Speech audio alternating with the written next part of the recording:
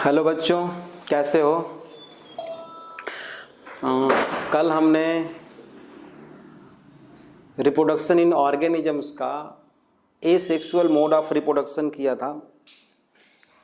Asexual mode of reproduction हमने zoology portion में है ना कंप्लीट किया था। आज हम जूलॉजी पोर्शन में ही रिप्रोडक्शन इन ऑर्गेनिज्म जो चैप्टर है बेटा, उसका जो जूलॉजी वाला पार्ट है उसका सेक्सुअल रिप्रोडक्शन पढ़ने वाले हैं। मतलब sexual reproduction in animals, plants का हम बाद में देखने वाले हैं। तो reproduction in organisms, reproduction in organisms zoology में, है ना। और इसमें आज हम पढ़ने वाले हैं बेटा sexual reproduction. Sexual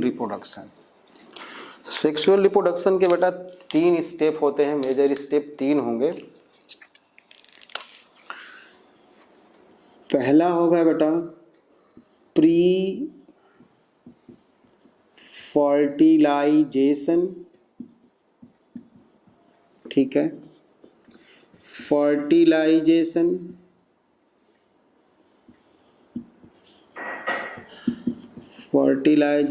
and post fertilisation.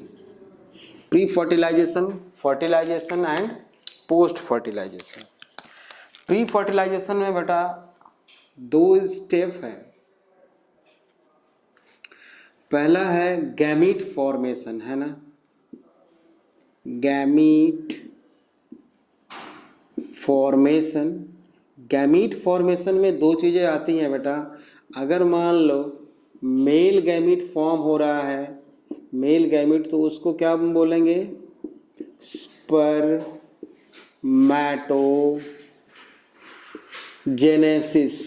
है ना। Spermatogenesis, formation of sperm.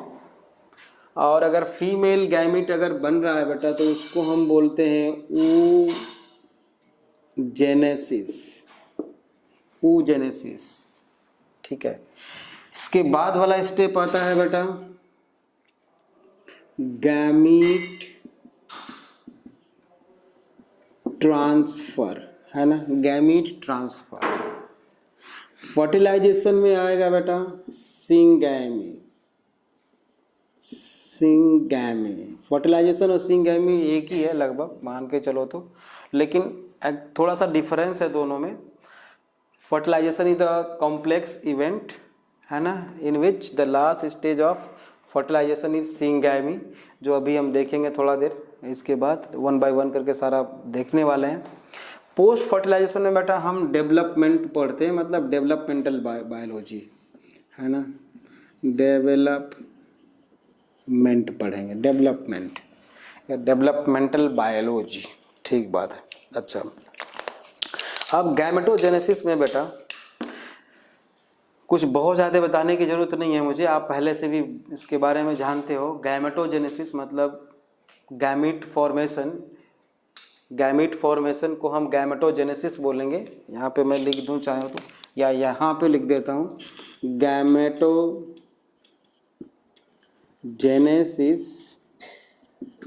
मतलब क्या? गैमीट फॉर्मेशन,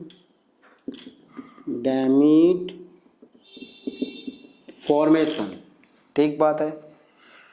अब गैमीट फॉर्मेशन में भी मैंने वहाँ पे लिख दिया है 2 होगा बेटा, या तो मेल गैमीट बनने वाला है या तो फीमेल गैमीट बनने वाला है। अगर मेल गैमीट की फॉर्मेशन होती है तो उसको हम स्पर्मेटोजेनेसिस बोलेंगे, फीमेल गैमीट की फॉर्मेशन हो रही है तो उसको हम oogenesis बोलेंगे, ठीक है, फ्रॉम जर्म सेल्स। तो इसमें जो होगा बेटा स्पर्म बनाने वाले सेल्स को हम स्पर्मेटोगोनिया बोलेंगे, एग सेल बनाने वाले को हम, या oogenesis जिसमें होती है उस सेल्स को बोलते हैं हम oogonia। इसको और डिटेल हम ह्यूमन रिप्रोडक्शन वाले चैप्टर में देखने वाले हैं, ठीक बात है। oogonia and spermatogonia. Spermatogonia sperm बनाएगा, oogonia क्या बनाएगा, फीमेल गैमीट बनाएगा। ठीक है, तो गैमीट फॉर्मेशन आप देख लिए, इसके बारे में जानते हो आप, गैमीट फॉर्मेशन। ठीक है, एक सेल या ओवा प्रोड्यूस करता है ये oogenesis, और स्पर्मेटोजेनेसिस क्या प्रोड्यूस करेगा बेटा, स्पर्म या स्पर्मेटोजोआ। लिख दूं, मेल में स्पर्मेटोजेनेसिस के थ्रू क्या प्रोड्यूस किए जाते हैं बेटा, स्पर्म प्रोड्यूस किए जाएंगे, या स्पर्म को ही हम क्या बोलते हैं बेटा, स्पर्मेटोजोआ। ठीक है, ह्यूमन के केस में। और फीमेल में हम उसको एग सेल बोलते हैं या ओवम बोलेंगे, एग सेल और ओवम। फीमेल गैमीट को हम क्या बोलेंगे, एग सेल और ओवम बोलेंगे। अच्छा, गैमीट प्रोड्यूसेस बाय माइटोसिस और मियोसिस। नेक्स्ट पॉइंट लिखेंगे इसमें बेटा, मैं तो स्टार लगा के लिख रहा हूँ, गैमीट्स प्रोड्यूस बाय माइटोसिस और मियोसिस। या तो माइटोसिस से गैमीट प्रोड्यूस किए जाएंगे या मियोसिस से। अच्छा, गैमीट क्या माइटोसिस से प्रोड्यूस हो सकते हैं? बिल्कुल हो सकते हैं बेटा, होते हैं। लेकिन अब आप सोचो कि माइटोसिस के थ्रू गैमीट्स कहाँ पे प्रोड्यूस किए जाते हैं, अगर आपको याद आ रहा होगा तो देखो, मियोसिस जब भी होता है बेटा तो क्रोमोसोम नंबर क्या हो जाता है, हाफ हो जाता है, इसीलिए मियोसिस को हम रिडक्शन डिवीजन बोलते हैं। ठीक बात है। तो अगर हम ह्यूमन की बात करें अगर हम, तो हमारे पूरी बॉडी की सेल्स बेटा डिप्लॉयड होती है, मतलब 2 सेट ऑफ क्रोमोसोम होता है। तो हमारे टेस्टिस और ओवरी में भी जो सेल्स होंगे, स्पर्मेटोगोनिया होगा या oogonia होगा बेटा, उसमें क्या होगा, डिप्लॉयड सेट ऑफ क्रोमोसोम होंगे, 2n होगा। तो उससे गैमीट बनाने के लिए बेटा क्या करना पड़ेगा, मियोसिस करनी पड़ेगी। बिल्कुल सही बात है। सोमैटिक सेल में मियोसिस होगा, जर्म सेल्स में मियोसिस होगा, सॉरी सोमैटिक नहीं, जर्म सेल्स में मियोसिस होगा, फिर गैमीट प्रोड्यूस किए जाएंगे। ठीक बात है। लेकिन बेटा वो ऑर्गेनिजम्स जिसमें कि पहले ही क्या हो, जर्म सेल्स हैप्लॉयड कंडीशन में हो, उसमें क्या होगा, उसमें तो माइटोसिस ही होगी। ठीक है, जैसे आप फंगस में देखो, आप ये सोचोगे कि सर आप तो एनिमल्स का पढ़ा रहे हैं तो फंगस कहाँ से आ गया, बिल्कुल सही बात है। लेकिन हम आपको बस इसमें डिफरेंस बताने के लिए हमने ये 2 चीज़ें लिखी हैं। फंगस हुआ, प्लांट में एल्गी हुआ बेटा, क्योंकि पहले से उसकी प्लांट बॉडी क्या है, हैप्लॉयड है। ब्रायोफाइट्स में भी हैप्लॉयड प्लांट बॉडी है, वहाँ भी माइटोसिस के थ्रू गैमीट्स प्रोड्यूस किए जाएंगे। ठीक है, याद रहे, इसके लिए मैंने जूलॉजी में ही लिख दिया यहाँ पे। मियोसिस जो है बेटा डिप्लॉयड सेल में होगी, तो गैमीट्स दोनों तरह से प्रोड्यूस किए जा सकते हैं। और इसके बेसिस पे मियोसिस भी कई तरीके की होती है, आपने +1 में पढ़ा है, जाइगोटिक मियोसिस, स्पोरिक मियोसिस, है ना।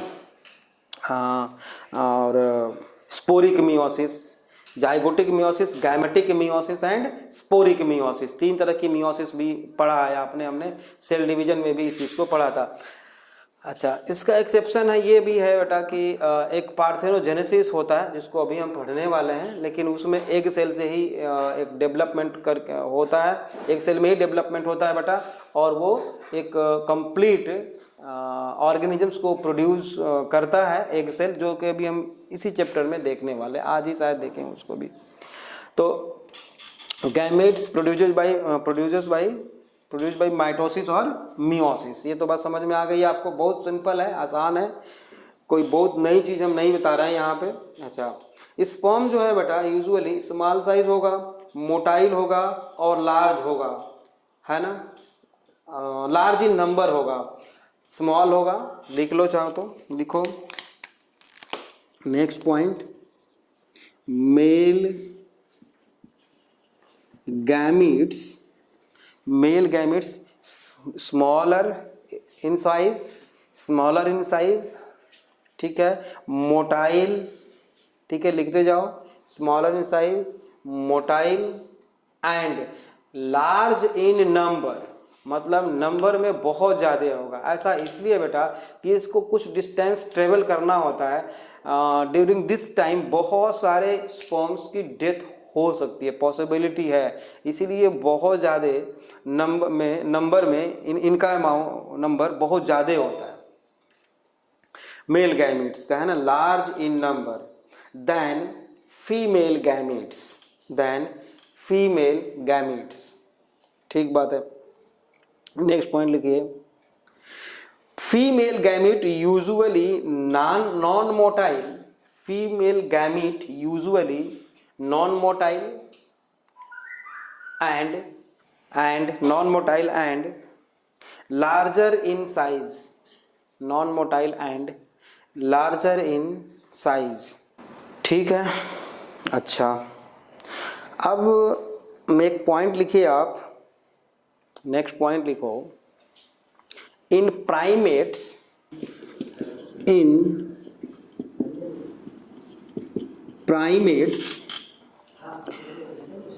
Female gametes are produced by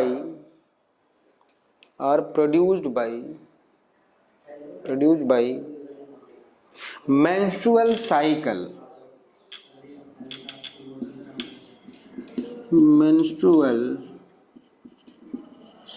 अच्छा, प्राइमेट आप जानते हो क्या होता है? फिर से सुनो बेटा, ये जो फीमेल गैमीट होता है ना, फीमेल गैमीट, वो या तो मेंस्ट्रुअल साइकिल के थ्रू प्रोड्यूस किए जाते हैं या ओएस्ट्रस साइकिल के थ्रू प्रोड्यूस किए जाते हैं, ठीक बात है ना। तो जो मेंस्ट्रुअल साइकिल के थ्रू प्रोड्यूस किए जाते हैं फीमेल गैमीट बेटा, वो प्राइमेट्स में होता है, प्राइमेट्स का फीचर होता है, प्राइमेट्स जैसे कि ह्यूमन। और ये प्राइमेट है क्या आप जानते हो? मैमेलिया जो क्लास है बेटा, ठीक है ना, उसमें बहुत सारे ऑर्डर्स हैं, 13 ऑर्डर हैं, उसमें उस 13 ऑर्डर में जैसे कार्नियोरा है, नॉन प्राइमेट है, प्राइमेट है, तो उसमें से एक ये ऑर्डर है, क्लास मैमेलिया में के 13 ऑर्डर हैं बेटा, उसमें से एक प्राइमेट एक ऑर्डर है। तो प्राइमेट में भी में जो है, जो फीमेल गैमीट प्रोड्यूस किए जाते हैं बेटा, वो थ्रू मेंस्ट्रुअल साइकिल प्रोड्यूस किए जाते हैं, मेंस्ट्रुअल साइकिल प्रोड्यूस किए जाते हैं। जैसे कि ह्यूमन, आप एग्जांपल लिखना चाहो तो लिख लो ह्यूमन, ठीक है। नॉन प्राइमेट, नेक्स्ट पॉइंट लिखिए, इन नॉन प्राइमेट्स का मतलब कि जो मैमल तो हो लेकिन प्राइमेट ना हो। तो नॉन प्राइमेट्स में, मैमल्स में, जैसे कि आप एग्जांपल लिख सकते हो काऊ, डॉग, कैट, यहाँ पे हम ब्रैकेट में लिख दें काऊ, डॉग, कैट एक्सेट्रा, है ना, थ्रू ओएस्ट्रस साइकिल के थ्रू फीमेल गैमीट प्रोड्यूस किए जाते हैं, ठीक है। आप सोच रहे होगे कि सर इसकी क्या ज़रूरत है ना, और ये है क्या चीज़, तो क्या है और hormonal changes during this phase कैसे होता है, ये तो सारा कुछ हम देखेंगे ह्यूमन रिप्रोडक्शन वाले चैप्टर में। बट इसका अभी जो है इम्पोर्टेंस क्या है वो देख लेते हैं, है ना, क्योंकि आप सोचते रह जाओगे कि सर क्या बिना इसके जो है गैमेट्स प्रोड्यूस नहीं किए जा सकते क्या, अगर प्रोड्यूस किए गए तो क्या होगा, नहीं, है ना, तो वो सारा देख लेते हैं हम। मेंस्ट्रुअल साइकिल, देखो बेटा, पहले हम क्या करते हैं, पहले मेंस्ट्रुअल साइकिल को देखते हैं, फिर हम ओएस्ट्रस साइकिल को देखेंगे, है ना। आपने क्लास 8 और क्लास 10 दोनों में पढ़ा हुआ है बेटा, दोनों में पढ़ा है कि हम ह्यूमन का एग्जाम्पल लेके बता रहे हैं आपको, है ना, कि ये कुछ इस तरह से बेटा ह्यूमन फीमेल रिप्रोडक्टिव सिस्टम होता है, जिसमें कि ये फैलोपियन ट्यूब है, ये फैलोपियन ट्यूब है बेटा, और यहाँ पे ओवरी होती है, और ओवरी के पास जब फैलोपियन ट्यूब पहुंचता है तो ऐसे फिंगर लाइक कुछ प्रोजेक्शंस होते हैं, है ना, और ये वो यूटेरस की वॉल है, ये यूटेरस है बेटा, ये ओवरी है, ये फैलोपियन ट्यूब है, इधर भी और इधर भी, ये ऐसे ओवरी है। ठीक बात है। अब देखो बेटा होता क्या है, सिंपल जो मैकेनिज्म है कि यहाँ से बेटा एग सेल रिलीज होगा और इस तरह से जाएगा फैलोपियन ट्यूब में, यहाँ तक पहुँचता है। ये बहुत मतलब कॉम्प्लेक्स प्रोसेस है, इसको हम लोग ह्यूमन रिप्रोडक्शन में पढ़ेंगे, अच्छी तरह से पढ़ेंगे डिटेल। तो यहाँ पे मान लो फीमेल गैमीट पहुँच गया, ठीक है, इधर से मान लो बेटा स्पर्म आया, मेल गैमीट फ्यूज होकर के बेटा जाइगोट बना लिए, तो इनका इम्प्लांटेशन यहाँ पे होगा, मतलब यहाँ से यहाँ आने में लगभग 7 to 8 डेज लगते हैं बेटा जाइगोट को, और यहाँ पे आते आते ये मल्टी सेल्यूलर एम्ब्रायो बना लेता है और यहाँ पे अटैचमेंट बनाएगा, यहाँ पे डेवलपमेंट होगा यूटेरस की वॉल में। ठीक बात है, ओके। ये सिंपल प्रोसेस है। मान लो ये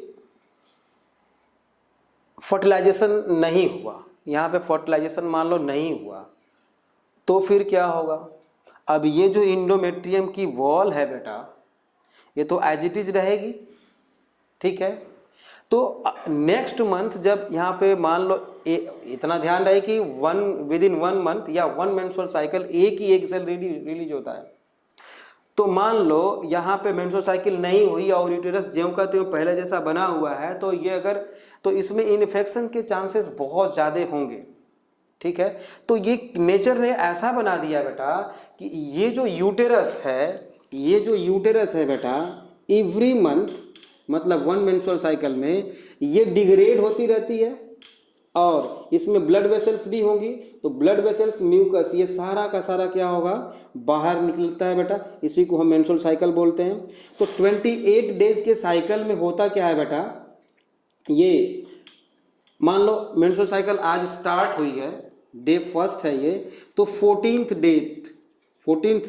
डे तक, ठीक है ना, ये अपने आप को रिपेयर करती रहती है, मतलब 1 से 5 दिन तक तो मेंस्ट्रुअल साइकिल होगा, फिर 6 to 14th डे तक ये अपने आप को मेंटेन कर लेगा, इंडोमेट्रियम की वॉल मेंटेन हो जाएगी। ठीक बात है। तब तक यहाँ से एग सेल रिलीज होकर के यहाँ पे आया, और अगर यहाँ से स्पर्म आया तो फर्टिलाइजेशन होगा, फिर यहाँ पे आके इम्प्लांटेशन हो गया। नहीं हुआ, मान लो फर्टिलाइजेशन नहीं हुआ, तो फिर ये डिग्रेड हो जाएगी। कब आफ्टर 14th डे, मतलब 28 डेज की साइकिल होती है ना ये, 14th डे मतलब कितना हो गया लगभग, ये आइडियल है, मतलब कम और ज़्यादा हो सकता है।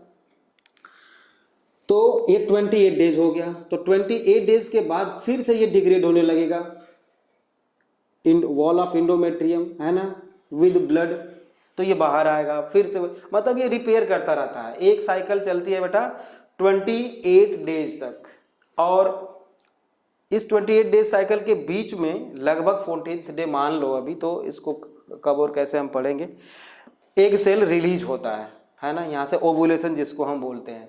तो आपने मेंस्ट्रुअल साइकिल में क्या देखा बेटा, आपको क्या समझ में आया यहाँ पे अभी तक जो मैंने बताया, क्या समझ में आया? ये तो बहुत बड़ा टॉपिक है, हम लोग ह्यूमन रिप्रोडक्शन में पढ़ने वाले हैं। फिर से यहाँ पे बस आपको सिर्फ और सिर्फ इतना समझना है बेटा कि ये मेंस्ट्रुअल साइकिल मीन्स क्या होता है। मेंस्ट्रुअल साइकिल मीन्स क्या, रिलीज ऑफ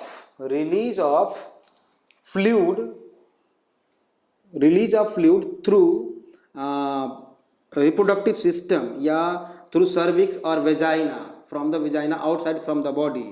और ये होता क्या है actually, this is degraded part of the endometrium, और यूटेरस तो अभी बोल सकते हो। इंडोमेट्रियम आपको शायद समझ में ना आ रहा हो तो मैं बता दूं कि इनर मोस्ट जो वॉल होती है यूटेरस की, उसको इंडोमेट्रियम बोलते हैं। उसके बाद ये पेरीमेट्रियम है, बीच वाला मायोमेट्रियम। तो इंडोमेट्रियम की वॉल का डिग्रेड होना with blood, clotted blood, sorry clotted नहीं होता है वो, ब्लड क्लॉट नहीं कर सकता, विद ब्लड जो बाहर आता है फ्लो बेटा, उसी को मेंस्ट्रुअल साइकिल बोलते हैं। तो एक मंथ में एक ही बार होता है ये, और during 1 menstrual cycle 1 egg produce किया जाता है, ये बात समझ में आ गई। अच्छा, ये तो मैमल्स की प्रॉपर्टी है बेटा। कुछ में ऐसा होता है जैसे कि जो नॉन प्राइमेट है ना, कैट है, काऊ है, उसमें क्या होगा बेटा कि ये जो इंडोमेट्रियम है डिग्रेड तो होगा लेकिन फिर से इंडोमेट्रियम उसी को रीएब्जॉर्ब कर लेता है। मतलब ठीक उसी तरह से जैसे कि हम अपने घर का सारा सामान बाहर निकालें, मतलब हटा दें, साफ करें पूरे घर को और फिर से रीअरेंज कर दें, उसी तरह से मतलब डिग्रेड होगा बेटा, लेकिन फिर से वो इंडोमेट्रियम एब्जॉर्ब भी कर लेता है। उसको हम बोलते हैं ऑयस्टर साइकिल। मतलब किसी भी तरह का फ्लूइड बाहर नहीं आता। ठीक बात है। ड्यूरिंग दिस फेज है ना, जब ऑयस्टर साइकिल चल रही होती है उस फेज को हम बोलते हैं बेटा हीट पीरियड, है ना, क्योंकि उसी टाइम पे फीमेल कॉपुलेट कर सकती है और उसी टाइम पे एग रिलीज होता है, एग सेल रिलीज होता है। समझ में आ गया होगा शायद आपको। नहीं समझ में आएगा तो फिर से हम बता देते हैं बेटा, ऑयस्टर साइकिल और मेंस्ट्रुअल साइकिल। कुल कहने का मतलब समझ लो पहले आप। मेंस्ट्रुअल साइकिल में बेटा मेंस्ट्रुअल फ्लो होगा, कैसे होगा, क्यों होता है, कब नहीं होता है, ये सारा कुछ हम पढ़ेंगे ह्यूमन रिप्रोडक्शन में। लेकिन अभी के लिए आप समझ लो कि मेंस्ट्रुअल साइकिल में बेटा क्या होता है, इंडोमेट्रियम की वॉल डिग्रेड होती है और एक फ्लूइड बाहर आता है और ड्यूरिंग दिस फेज एक ही सिंगल एग सेल प्रोड्यूस किया जाता है। ऑयस्टर साइकिल में बेटा कोई फ्लूइड बाहर नहीं आता, इंडोमेट्रियम डिग्रेडेड वॉल को फिर से रीएब्जॉर्ब कर लेती है, मतलब यूटेरस जो है फिर से रीएब्जॉर्ब कर लेता है। तो चलो लिखो अब आप मेंस्ट्रुअल साइकिल में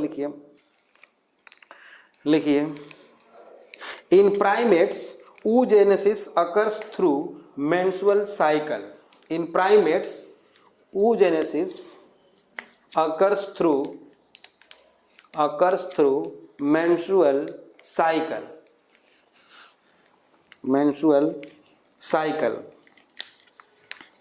Next point, usually a single ovum produced in one menstrual cycle. अच्छा, मेंस्ट्रुअल साइकिल जब बेटा स्टार्ट होती है ना, स्टार्ट्स मेंस्ट्रुअल साइकिल जब स्टार्ट होती है फीमेल में, ह्यूमन फीमेल में, और ये स्टार्ट होती है बेटा within 11 to 13, between 11 to 13 year of age, है ना, 11 से 13 साल के बीच में स्टार्ट हो जाती है। और स्टार्ट होने को हम बोलते हैं बेटा मीन आर्क, है ना, मीन आर्क।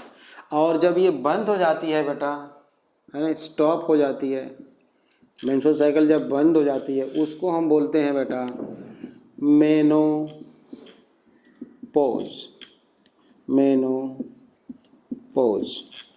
तो मीन आर्क एंड मेनोपोज आपको समझ में आ गया होगा, है ना। बंद होने को ये 45 ईयर ऑफ एज, 40 लिख सकते हो, 45 से 50 के बीच में, है ना, बंद हो जाता है। तो आप कैलकुलेट कर सकते हो बेटा 1 ईयर में कितने डेज होते हैं, 365 डेज, है ना, 365 डेज होते हैं एक साल में। और 28 डेज की साइकिल है, तो डिवाइडेड बाई हम 28 करें अगर, तो कितना होगा, लगभग 13 हो जाएगा। मतलब 13 eggs are produced by female per year, ठीक है। तो 45 ईयर से 13 से अगर मान लो 11 से 45 ईयर तो एज तो कितना हो जाएगा, लगभग 32 साल, 30 साल मान के चलो। तो 13 मल्टीप्लाई बाई 32, तो उतने एग सेल प्रोड्यूस करती है एक फीमेल अपने रिप्रोडक्टिव लाइफ में। रिप्रोडक्टिव लाइफ बोलते हैं मतलब periods between, time between mean arc and menopause को हम क्या बोलते हैं, रिप्रोडक्टिव लाइफ, रिप्रोडक्टिव फेज बोल सकते हैं। और इस रिप्रोडक्टिव में आप ये मत करना, सोच लेना कि सर 13 अगर इतने सारे एग बन रहे हैं, तो मान लो 1 ईयर में अगर 13 एग बन रहा है तो 13 टाइम्स जाइगोट बन सकता है, नॉट पॉसिबल। क्योंकि एक बार फर्टिलाइजेशन हो जाएगा बेटा तो वो 9 मंथ तक, 9 मंथ क्या, आफ्टर पार्चुरेशन मतलब डिलीवरी ऑफ द बेबी, उसके बाद भी 6 महीने तक एग सेल नहीं प्रोड्यूस किए जाते हैं। मतलब एक ह्यूमन फीमेल बेटा अपने पूरे रिप्रोडक्टिव फेज में या रिप्रोडक्टिव लाइफ में एक एवरेज 11 to 12 है ना, 11 to 12 ऑफ स्प्रिंग्स प्रोड्यूस कर सकती है।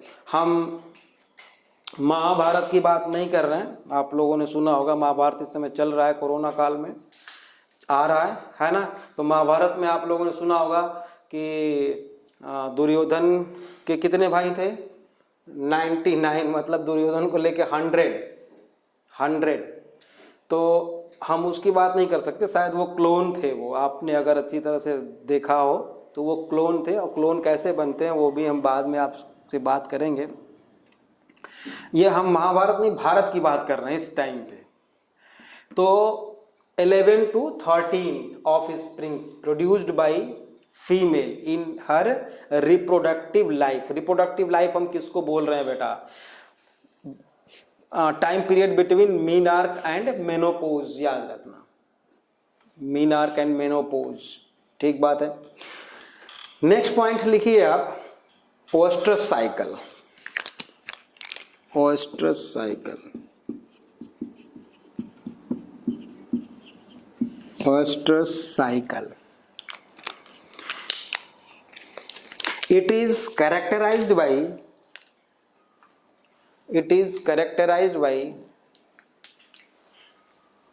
very less, बहुत ही कम है ना, it is characterized by very less or no menstrual cycle, no menstrual cycle, no menstrual cycle, because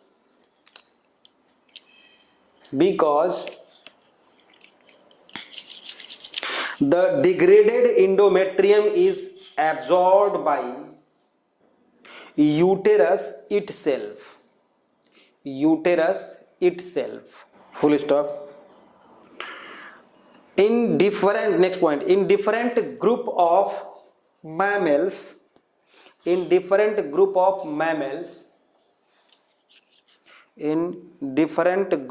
mammals, the duration of reception time is variable, reception time is variable। Reception time का मतलब समझ रहे हो आप लोग, reception time का क्या मतलब, male gamete received by female gamete, male gamete received by female, उसको हम रिसेप्शन टाइम बोल रहे हैं यहाँ पे, है ना। तो ये अलग अलग मैमल्स में, नॉन प्राइमेट में अलग अलग होता है।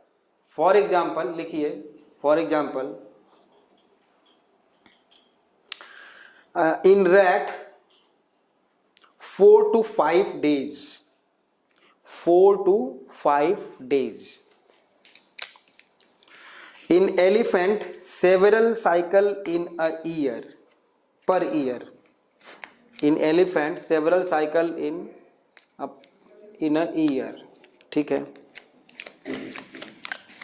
next point, this period is also known as heat period,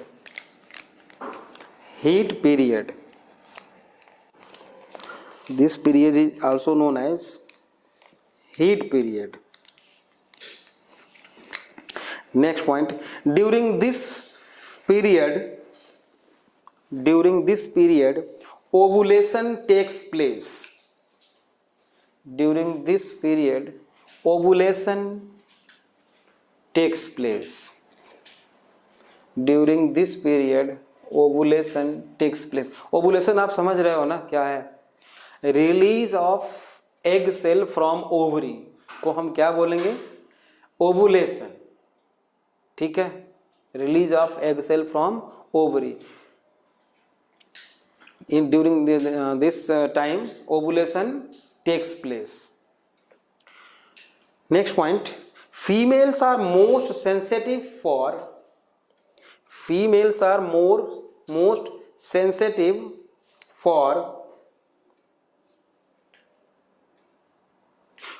copulation.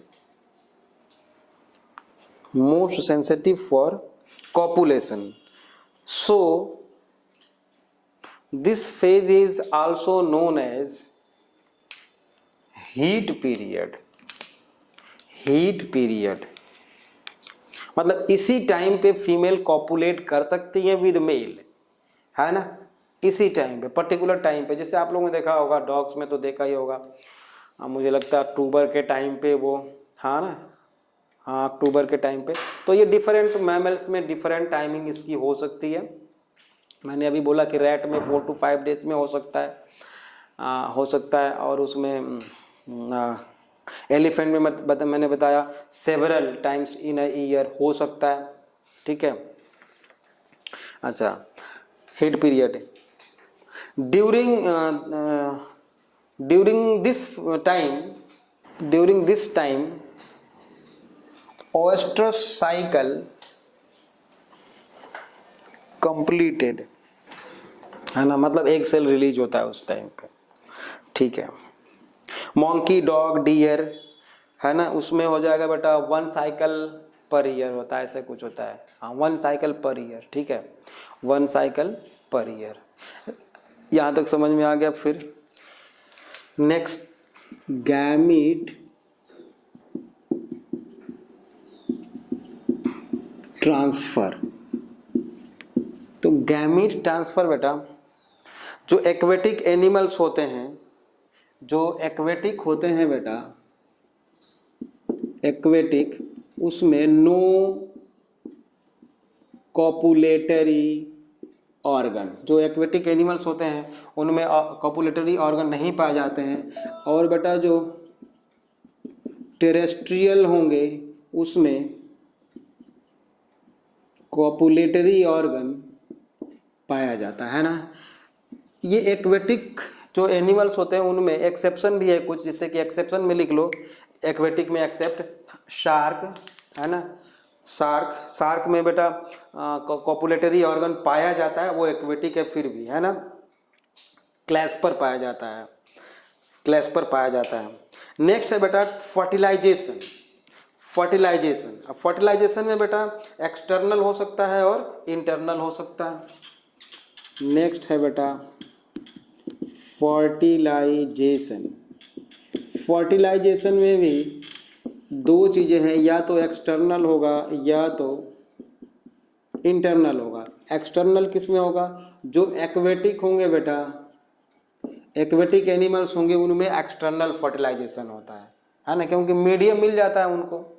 और इंटरनल जो टेरेस्ट्रियल होंगे बेटा, यूजुअली जो क्या होंगे बेटा, टेरेस्ट्रियल होंगे, ठीक है, उनमें फर्टिलाइजेशन इंटरनल होता है, ठीक है। वो क्यों होता है? क्योंकि बेटा जब ऑर्गेनिज्म एक्वेटिक था तो उसका मीडियम था, डेसिकेशन से वो अपने आप को बचा सकता था, एक सेल को बचा सकता था, मतलब ड्राई होने से, सूखने से। जैसे ही ऑर्गेनिज्म क्या हुए, एनिमल्स क्या हुए, टेरेस्ट्रियल हुए, उनमें इंटरनल फर्टिलाइजेशन डेवलप हो गया, क्योंकि बहुत ज़्यादा रिस्क था, है ना, बहुत ज़्यादा रिस्क था एग सेल के डिस्ट्रॉय होने के, इसलिए इंटरनल फर्टिलाइजेशन का डेवलपमेंट हुआ। एक्वेटिक तक तो बात ठीक थी, है ना। अच्छा, इसके बाद आता है बेटा इंटरनल फर्टिलाइजेशन के बाद आता है आपका प्रोटेंड्रस एंड प्रोटोगाइनी। ये भी हम लोग पढ़ चुके हैं, वैसे तो पढ़ चुके हैं। प्रोटेंड्रस एंड प्रोटोगाइनी, मतलब कि अगर फीमेल गैमिट पहले मैच्योर होता है तो प्रोटेंड्रस, फीमेल गैमिट अगर पहले मैच्योर होता है तो उसको प्रोटेंड्रस, फीमेल गैमिट पहले मैच्योर होता है तो प्रोटोगाइनी, ठीक है। तो इसको हम और अच्छी तरह से कल देखेंगे, और डिटेल कल देखेंगे बेटा। आज के लिए इतना ही, थैंक यू।